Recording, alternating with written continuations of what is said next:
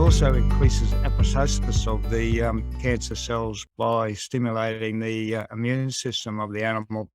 And what I said there before is it stops the efflux of the drugs that treat cancer in the cancer cells, because they have a natural protection. And you have multi-resistant cancers, they actually excrete the drugs from themselves, and the toxic dose in the cell is, well, it's not toxic because it's reduced.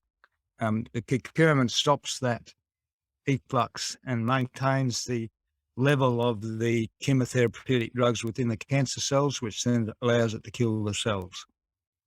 Do you see in the studies that you've read in the animals that you've treated that it is more effective or more helpful with certain kinds of cancers over other kinds? Yeah, we find that.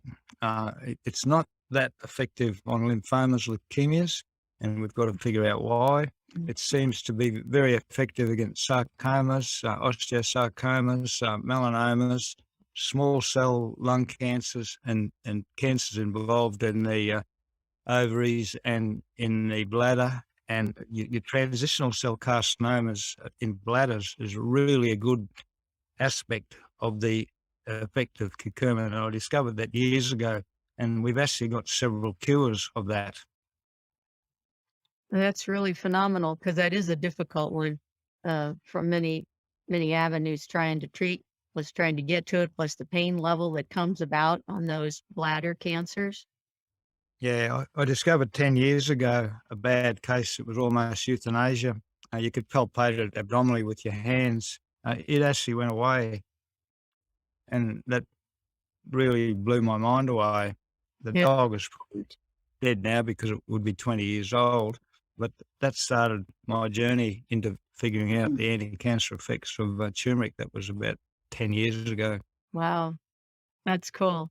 So if you're treating different kinds of cancers then and different size of dogs or cats, whatever, are there dosage ranges that you find that not that you have to give us a dose, but are there different ranges of doses that are more effective at certain sizes or ages? Yeah, Is it a one a size bigger fits dose. all or You need a bigger dose, and I like to add curcumin concentrate to the dose of the turmeric golden paste, and probably 200 milligrams. And it is excreted quickly, so you probably need to use it 2 or 3 times or even 4 times a day, so that it keeps the body being topped up.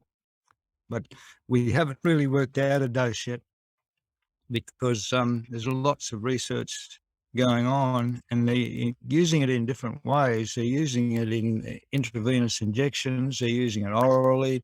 They're combining it with transport drugs. There's all sorts of ways. It's fairly confusing. I started a site on Facebook called the fenbendazole trial group, because I'm actually utilizing it with fenbendazole as an anti-cancer agent, and it combines very well with fenbendazole, which is a animal wormer. It hasn't been registered for humans. It is registered for horses, cattle, sheep, and goats, and dogs, etc.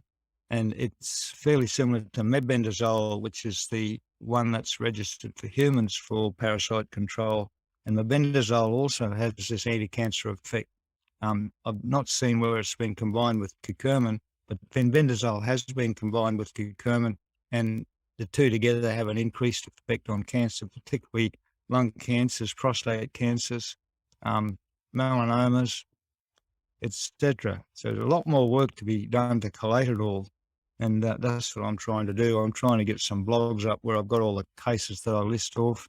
And that takes time. I hate typing in the computer. I need a little typist to be able to do that for me. Senior dogs have different care needs than young dogs. Dogs become less mobile as they age, their hearing and sight deteriorate, and they are more susceptible to various diseases. In this video, we will share some tips on how to care for a senior dog's